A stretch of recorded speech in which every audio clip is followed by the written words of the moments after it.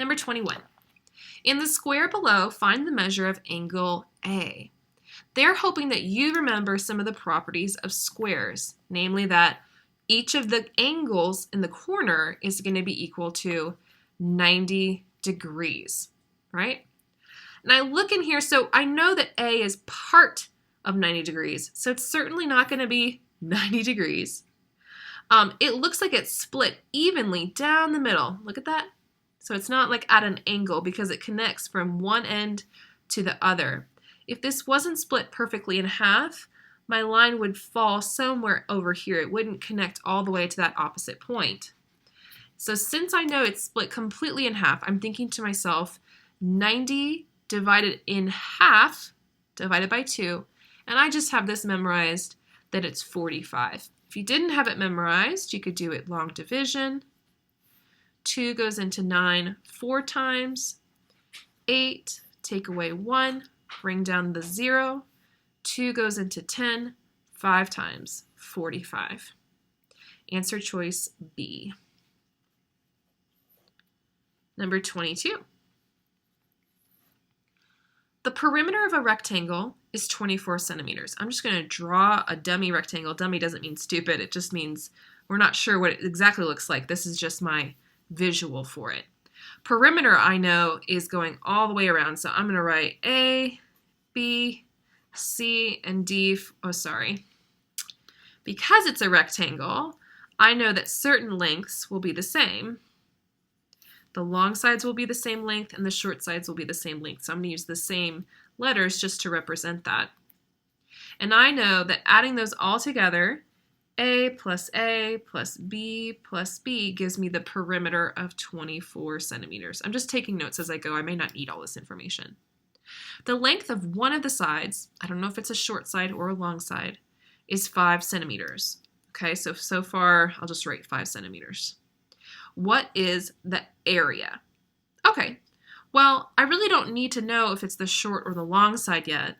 Let's just test it out and say that the A side is 5 centimeters, that the long side is 5 centimeters.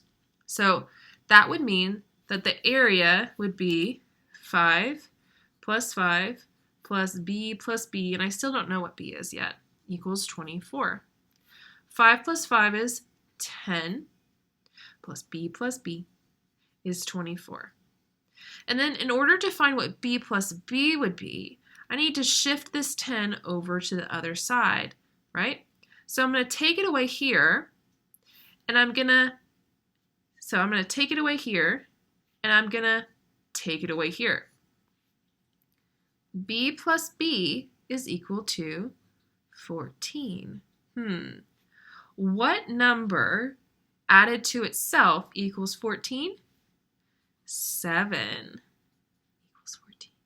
Now it doesn't really matter, but now I know that since this is shorter than this number, this is actually B and this is actually A. So it doesn't really matter because now to find area, I just need to do B times A. So again, my B number, I'm switching to 5 centimeters, and my A number I know is now 7 centimeters. To find area, I'm going to multiply 5 times 7, which is 35 centimeters, and I add that very important square to show that it's a square unit. And that's answer choice C. 23. All line segments on the figure meet at right angles. That's an important clue. Find the measure of EF. Well, first of all, find EF. Okay, and I have a second hint. I have this line that means whatever EF's measure is, it's the same measurement as AB. All right, well, let's follow down here. What do we know? We know that this full distance from H to G is 12 centimeters. We know that this partial distance from C to D is 4 centimeters. So I want to know what the distance from here to here will be. So I take 12 minus 4. 12 minus 4 is 8 centimeters remaining.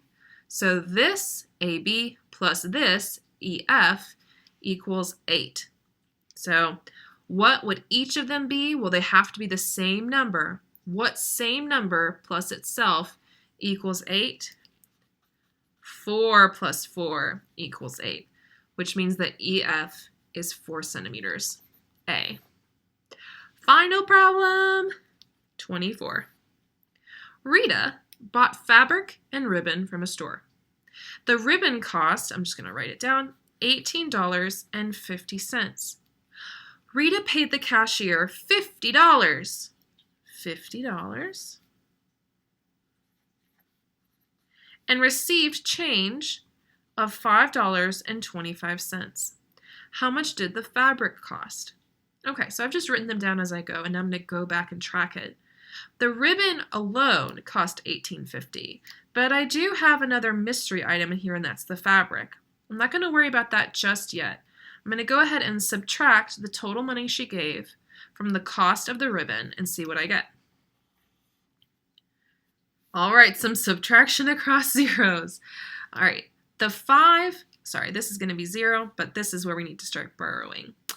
The 5 becomes a 4, the 0 becomes a 9, and the second 0 becomes a 10. And the rule is the final 0 that you need becomes a 10, and anything in the middle will become a 9. 10 take away 5 is 5. Track my decimal point down. 9 take away 8 is 1. 4 take away 1 is 3. All right, and this amount, $31.50, is not the amount that she got back. We know she got back $5.25. This is the amount that she got back plus the cost of the fabric. So now if I also take away the amount she got back, I'll know just the cost of the fabric. So now I'm going to pull back, and I could have done this all at once, but I like doing it in stages. I'm going to pull this back in and subtract away the $5.25.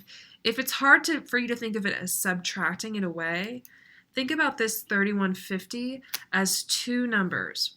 That's the number of the cost of the fabric, and it's the number of the money she got back. And so I'm going to separate them. So subtraction you can think of as separating those two numbers. I have the total, and I'm pulling out the number she got back to separate and see only the number of the cost for the fabric. Okay?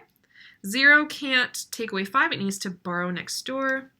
That becomes a 4. The 0 becomes a 10. 10 take away 5 is 5. 4 take away 2 is 2. Track my decimal point down. 1 can't subtract 5. It borrows next door. The 3 becomes a 2. The 1 becomes an 11. 11 take away 5 is, 10 take away 5 would be 5. 1 more than that is 1 more than that at 6. And bring down my 2. $26.25 is the cost of the fabric. Okay, guys, all done. Once you had a little bit of a break, a refresher, there is that mini quiz, that 5-question mini quiz here on Google Classroom, just to give me some feedback and let me know how it's going and if we need to study anything else next week in math. Thanks so much, guys.